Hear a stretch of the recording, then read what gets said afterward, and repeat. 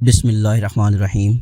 حصہ نمبر 42 میں ہم نے پڑھا تھا کہ کیسے بدر کی جنگ جو جیتی مسلمانوں نے، اس کی جو ضرب تھی وہ مشرکین کے اوپر اتنی بھاری لگی کہ یہود اور مشرکین اور مکہ کے مشرکین اور مدینہ کے قریب ادھر ادھر جو بسنے والے لوگ تھے قرب و جوار میں، وہ اتنے زیادہ مخالف ہو گئے مسلمانوں کے کہ صبح اور شام مسلمانوں کے خلاف پروپوگنڈے میں مصروف ہو گئے، اور یہود کے جو قبائل تھے وہ کس طرح اضطراب کا شکار تھے کہ کس طرح مسلمانوں کے اندر جو ہے وہ ہم اس کو آپس میں لڑانے کی دوبارہ سے کوشش کریں، اور اس کی کوشش بھی کی گئی۔ اوس اور خزرج کے جو دو قبیلے تھے، جو انصار تھے، جو آپس میں بھائی بھائی بن کے رہ رہے تھے، ان کے درمیان شاش کیس نامی ایک شخص نے یہ دوبارہ سے کوشش بھی کی، لیکن اس کی یہ کوشش ناکام ہو گئی۔ یہ ایک نمونہ ان ہنگاموں اور اضطراب کا جنہیں یہود مسلمانوں کی صفوں میں بپا کرنے کی کوشش کرتے رہتے تھے، اور یہ ہے ایک مثال اس روڑے کی جیسے یہ یہود و اسلامی دعوت کی راہ میں اٹکاتے رہتے تھے۔ اس کام کے لیے انہوں نے مختلف منصوبے بنا رکھے تھے۔ وہ جھوٹے پروپوگنڈے کرتے تھے، صبح و شام ہو کر مسلمان ہو کر شام کو کافر ہو جاتے تھے تاکہ کمزور اور سادہ لوگ قسم کے لوگوں کو دلوں میں شک و شبہ کے بیچ بو سکیں۔ کسی کے ساتھ مالی تعلق ہوتا اور وہ مسلمان ہو جاتا تو اس پر معیشت کی راہیں تنگ کر دیتے، چنانچہ اگر اس کے ذمے کچھ بقایا ہوتا تو صبح و شام تقاضا کرتے، اور اگر خود اس مسلمان کا کچھ بقایا ان پر ہوتا تو اسے ادا نہ کرتے بلکہ باطل طریقے پر کھا جاتے اور کہتے کہ تمہارا قرض تو ہمارے اوپر اس وقت تھا جب تم اپنے آبائی دین پر تھے، لیکن اب جب کہ تم نے اپنا دین بدل دیا ہے تو اب ہمارے اوپر تمہارا کوئی قرض باقی نہیں رہا۔ واضح رہی کہ یہود نے یہ ساری حرکتیں بدر سے پہلے ہی شروع کر دی تھیں، اور اس معاہدے کی علل اور غرض شروع کر دی تھیں جو انہوں نے رسول اللہ صلی اللہ علیہ وآلہ وسلم سے کر رکھا تھا، مگر رسول اللہ صلی اللہ علیہ وآلہ وسلم اور صحابہ کرام کا یہ حال تھا کہ وہ ان یہود کی ہدایت یابی کی امید میں ان ساری باتوں پر صبر کرتے جا رہے تھے۔ اس کے علاوہ یہ بھی مطلوب تھا کہ اس علاقے میں امن و سلامتی کا ماحول برقرار رہے۔ بنو قینقاع کی عہد شکنی کب شروع ہوئی؟ جب یہود نے دیکھا کہ اللہ تعالیٰ نے میدان بدر میں مسلمانوں کی زبردست مدد فرما کر انہیں عزت و شوکت سے سرفراز فرمایا ہے، اور ان کا رعب و دبدبہ دور و نزدیک ہر جگہ رہنے والوں کے دلوں پر بیٹھ گیا ہے، تو ان کی عداوت و حسد کی ہانڈی پھٹ پڑی۔ انہوں نے خلم خلا شر اور فساد کا مظاہرہ کیا اور علل اعلان بغاوت و ایذا رسانی پر اتر آئے۔ ان میں سے سب سے زیادہ کینہ تواز اور سب سے بڑھ کر شریر کعب بن اشرف تھا، جس کا ذکر آگے آ رہا ہے۔ اسی طرح تینوں یہودی قبائل میں سب سے زیادہ بدمعاش بنو قینقاع کا قبیلہ تھا۔ یہ لوگ مدینہ ہی کے اندر رہتے تھے اور ان کا محلہ انہی کے نام سے موسوم تھا۔ یہ لوگ پیشے کے لحاظ سے سونار، لوہار اور برتن ساز تھے۔ ان پیشوں کے سبب ان کے ہر آدمی کے پاس وافر مقدار میں سامان جنگ موجود تھا۔ ان کے مردان جنگ کی تعداد 700 تھی، اور وہ مدینہ کے سب سے بہادر یہودی تھے۔ انہوں نے سب سے پہلے عہد شکنی کی تفصیل یہ ہے کہ جب اللہ تعالیٰ نے میدان بدر میں مسلمانوں کو فتح سے ہمکنار کیا تو ان کی طغیانی میں شدت آ گئی۔ انہوں نے اپنی شرارتوں، خباثتوں اور لڑانے بھڑانے کی حرکتوں میں وسعت اختیار کر لی اور خلفشار مچانا شروع کر دیا۔ چنانچہ جو مسلمان ان کے بازار میں جاتا اس سے وہ مذاق اور استہزاء کرتے اور اسے اذیت پہنچاتے، حتیٰ کہ مسلمان عورتوں سے بھی چھیڑ چھاڑ شروع کر دی۔ اس طرح جب صورتحال سنگین ہو گئی اور ان کی سرکشی خاصی بڑھ گئی تو رسول اللہ صلی اللہ علیہ وآلہ وسلم نے انہیں جمع فرما کر واعظ و نصیحت کی اور رشد و ہدایت کی دعوت دیتے ہوئے ظلم و بغاوت کے انجام سے ڈرایا، لیکن اس سے ان کی بدمعاشی اور غرور میں کچھ اور اضافہ ہی ہو گیا۔ چنانچہ امام ابو داؤد وغیرہ نے حضرت ابن عباس رضی اللہ تعالیٰ عنہ سے روایت کی ہے کہ جب رسول اللہ صلی اللہ علیہ وآلہ وسلم نے قریش کو بدر کے دن شکست دے دی اور آپ مدینہ تشریف لائے تو بنو قینقاع کے بازار میں یہود کو جمع کیا اور فرمایا، اے جماعت یہود، اس سے پہلے اسلام قبول کر لو کہ تم پر بھی ویسی ہی مار پڑے جیسی قریش پر پڑ چکی ہے۔ انہوں نے کہا، اے محمد صلی اللہ علیہ وآلہ وسلم، تمہیں اس بنا پر خود فریبی میں مبتلا نہیں ہونا چاہیے کہ تمہاری مڑ بھیڑ قریش کے اناڑی اور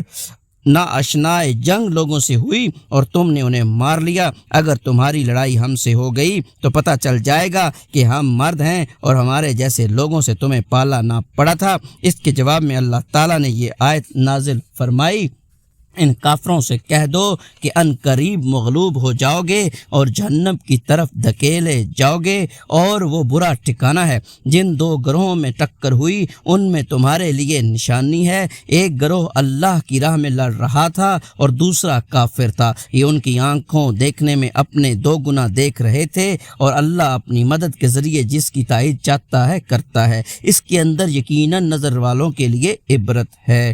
بہرحال بنو قینقاع نے جو جواب دیا تھا اس کا مطلب صاف صاف اعلان جنگ تھا، لیکن نبی اکرم صلی اللہ علیہ وآلہ وسلم نے اپنا غصہ پی لیا اور صبر کیا۔ مسلمانوں نے بھی صبر کیا اور آنے والے حالات کا انتظار کرنے لگے۔ ادھر اس نصیحت کے بعد یہود بنو قینقاع کی جرأت اور رندانہ اور بڑھ گئی، چنانچہ تھوڑے ہی دن گزرے تھے کہ انہوں نے مدینے میں بلوا اور ہنگامہ برپا کر دیا، جس کے نتیجے میں انہوں نے اپنے ہی ہاتھوں اپنی قبر کھود لی اور اپنے اوپر زندگی کی راہ تنگ کر لی۔ ابن حشام نے ابو اون سے روایت کی ہے کہ ایک عرب عورت بنو قینقاع کے بازار میں دودھ لے کر آئی اور بیچ کر کسی ضرورت کے لیے ایک سونار کے پاس جو یہودی تھا بیٹھ گئی۔ یہودیوں نے اس کا چہرہ کھلوانا چاہا مگر اس نے انکار کر دیا۔ اس پر اس سونار نے چپکے سے اس کے کپڑے کا کنارہ اس کی پشت پر گانٹ دیا اور اسے کچھ خبر نہ ہوئی۔ جب وہ اٹھی تو اس کی شرمگاہ کھل گئی اور یہودیوں نے کہکا لگایا۔ اس پر اس عورت نے چیخ پکار مچائی، جسے سن کر ایک مسلمان نے اس سونار پر حملہ کیا اور اسے مار ڈالا۔ جواباً یہودیوں نے اس مسلمان پر حملہ کر کے اسے مار ڈالا۔ اس کے بعد مقتول مسلمان کے گھر والوں نے شور مچایا اور یہود کے خلاف مسلمانوں سے فریاد کی۔ نتیجہ یہ ہوا کہ مسلمان اور بنو قینقاع کے یہودیوں میں بلوا ہو گیا۔ اس واقعے کے بعد رسول اللہ صلی اللہ علیہ وآلہ وسلم نے صبر کا پیمانہ لبریز ہو گیا۔ آپ صلی اللہ علیہ وآلہ وسلم نے مدینے کا انتظام ابو البابا بن عبد المنظر کو سونپا اور خود حضرت حمزہ بن عبد المطلب کے ہاتھ میں مسلمانوں کا پھریرا دے کر اللہ کے لشکر کے ہمراہ بنو قینقاع کا رخ کیا۔ انہوں نے آپ صلی اللہ علیہ وسلم کو دیکھا تو گڑیوں میں قلعہ بند ہو گئے۔ آپ صلی اللہ علیہ وسلم نے ان کا سختی سے محاصرہ کر لیا۔ یہ جمعہ کا دن تھا اور شوال 2 ہجری کی 15 تاریخ 15 روز تک یعنی ہلال ذیقعدہ کی نمودار ہونے تک محاصرہ جاری رہا۔ پھر اللہ تعالیٰ نے ان کے دلوں میں رعب ڈال دیا، جس کی سنت یہ ہے کہ جب وہ کسی قوم کو شکست و ہزیمت سے دوچار کرنا چاہتا ہے تو ان کے دلوں میں رعب ڈال دیتا ہے۔ چنانچہ بنو قینقاع نے اس شرط پر ہتھیار ڈال دیے کہ رسول اللہ صلی اللہ علیہ وآلہ وسلم ان کی جان اور مال اور اولاد اور عورتوں کے بارے میں جو فیصلہ کریں گے انہیں منظور ہوگا۔ اس کے بعد آپ صلی اللہ علیہ وسلم کے حکم سے ان سب کو باندھ لیا گیا، لیکن یہی موقع تھا جب عبداللہ ابن ابی نے اپنا منافقانہ پارٹ ادا کیا۔ اس نے رسول اللہ صلی اللہ علیہ وسلم سے سخت اصرار و الحاح کیا کہ آپ صلی اللہ علیہ وسلم ان کے بارے میں معافی کا حکم صادر فرمائیں۔ چنانچہ اس نے کہا، اے محمد صلی اللہ علیہ وسلم میرے معاہدین کے بارے میں احسان کیجیے۔ واضح رہے کہ بنو قینقاع خزرج کی حلیف تھے، لیکن رسول اللہ صلی اللہ علیہ وسلم نے تاخیر کی۔ اس پر اس نے اپنی بات پھر دہرائی، مگر آپ کی بار آپ صلی اللہ علیہ وسلم نے اس سے رخ پھیر لیا، لیکن اس شخص نے آپ صلی اللہ علیہ وسلم کے کرتے کے گریبان میں اپنا ہاتھ ڈال دیا۔ آپ صلی اللہ علیہ وسلم نے فرمایا، مجھے چھوڑ دو، اور ایسے غضبناک ہوئے کہ لوگوں نے غصے کی پرچیاں آپ صلی اللہ علیہ وسلم کے چہرے پر دیکھیں۔ پھر آپ صلی اللہ علیہ وسلم نے فرمایا، تجھ پر افسوس، مجھے چھوڑ۔ لیکن یہ منافق اپنے اصرار پر قائم رہا اور بولا، نہیں بخدا میں آپ کو نہیں چھوڑوں گا یہاں تک کہ آپ صلی اللہ علیہ وسلم میرے معاہدین کے بارے میں احسان فرما دیں۔ 400 کھلے جسم کے جوان اور 300 زرہ پوش جنہوں نے مجھے سرخ و سیاہ سے بچایا تھا، آپ انہیں ایک ہی صبح میں کاٹ کر رکھ دیں گے۔ واللہ میں زمانے کے گردشوں کا خطرہ محسوس کر رہا ہوں۔ بالآخر رسول اللہ صلی اللہ علیہ وسلم نے اس منافق کے ساتھ، جس کے اظہار اسلام پر بھی کوئی 1 مہینہ گزرا تھا، رعایت کا معاملہ کیا اور اس کی خاطر ان سب کی جان بخشی کر دی۔ البتہ انہیں حکم دیا کہ وہ مدینے سے نکل جائیں اور آپ صلی اللہ علیہ وسلم کے پڑوس میں نہ رہیں۔ چنانچہ یہ سب حضرات شام کی طرف چلے گئے اور تھوڑے ہی دنوں بعد وہاں اکثر کی موت واقع ہو گئی۔ رسول اللہ صلی اللہ علیہ وسلم نے ان کے اموال ضبط کر لیے، جن میں سے 3 کمانیں، 2 زرہیں، 3 تلواریں اور 3 نیزے اپنے لیے منتخب فرمائے، اور مال غنیمت میں سے خمس بھی نکالا۔ غنیمہ جمع کرنے کا کام محمد بن مسلمہ نے انجام دیا۔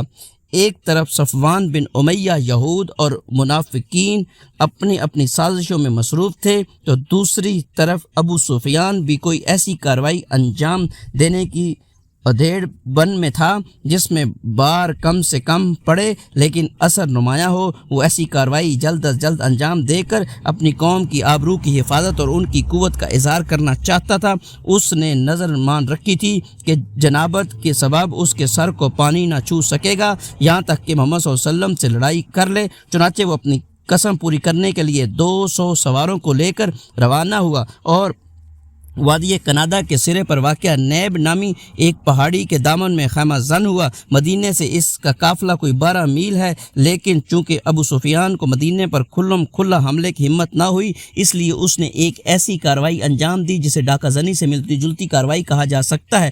اس کی تفصیل یہ ہے کہ وہ رات کی تاریکی میں اطراف مدینہ کے اندر داخل ہوا اور حی ابن اخطب کے پاس جا کر اس کا دروازہ کھلوایا۔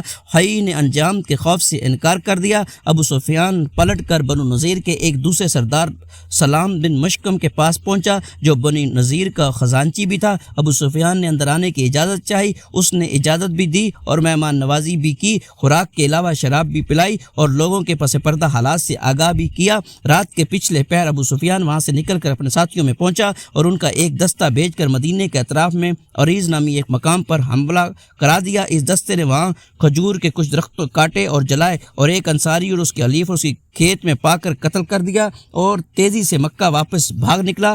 رسول اللہ صلی اللہ علیہ وسلم نے واردات کی خبر ملتے ہی تیز رفتاری سے ابو سفیان اور اس کے ساتھیوں کا تعاقب کیا، لیکن وہ اس سے بھی زیادہ تیز رفتاری سے بھاگے۔ چنانچہ وہ لوگ تو دستیاب نہ ہو گئے، لیکن انہوں نے بوجھ ہلکا کرنے کے لیے ستو توشے اور بہت ساز و سامان پھینک دیا تھا جو مسلمانوں کے ہاتھ لگا۔ رسول اللہ صلی اللہ علیہ وسلم نے کرہ القدر تک تعاقب کر کے واپسی کی راہ لی۔ مسلمان ستو وغیرہ لادے پھاند کر واپس ہوئے اور اس مہم کا نام غزوہ سویق رکھ دیا۔ سویق عربی زبان میں ستو کو کہتے ہیں۔ یہ غزوہ جنگ بدر کے صرف 2 ماہ بعد ذی الحجہ 2 ہجری میں پیش آیا۔ اس غزوے کے دوران مدینے کا انتظام ابو البابا بن عبد المنذر رضی اللہ تعالیٰ عنہ کو سونپا گیا تھا۔